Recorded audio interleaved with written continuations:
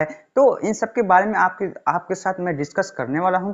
तो बिहार में दूसरे चरण के लिए आज 11 नवंबर है, दूसरे चरण के लिए आज मतदान हुआ। वहां पे बम्पर रिकॉर्ड तोड़ वोटिंग हुई, यानी कि बहुत ही बड़े पैमाने पर वहां परसेंटेज वोटिंग में वृद्धि हुई। यानी कि शाम 5 बजे तक जो रिपोर्ट आई है इलेक्शन कमीशन के द्वारा वो 67.14% तक आई है। और किशनगंज में सबसे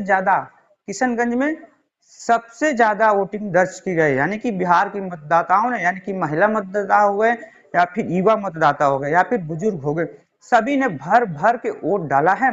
तो देखते हैं कि 14 नवंबर को कहां कहां किसकी सरकार बनती है, इंडिया या महागठबंधन की।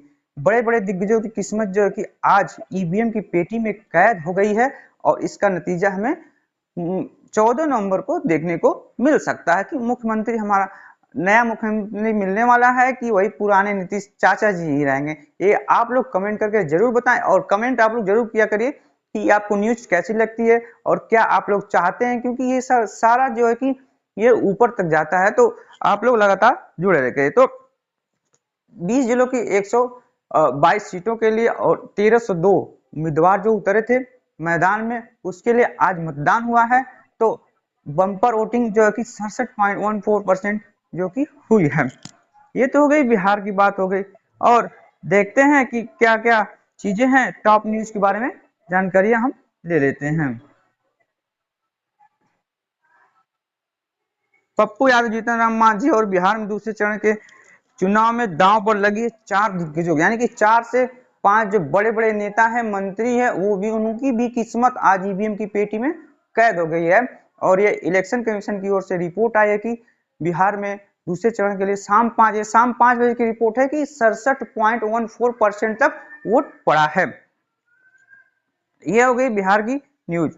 और दिल्ली से जो जुड़ी न्यूज है, धमाके से जुड़ी जो न्यूज है, वहां पर एक बैठक जो हुई अमित शाह की अध्यक्षता में जो बैठक हुई है बड़े बड़े मंत्रियों के साथ, बड़े हाई लेवल की जो मीटिंग हुई है, उसमें ये कहा गया है, ये नतीजा निकला है कि जो उसकी घटना हुई थी कल शाम को, उसकी जांच एनआईए करेगी, यानी कि नेशनल इन्वेस्टिगेशन एजेंसी।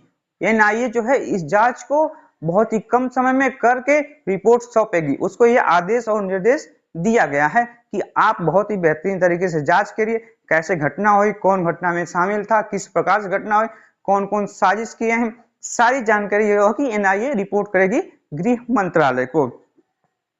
साथ ही जो है कि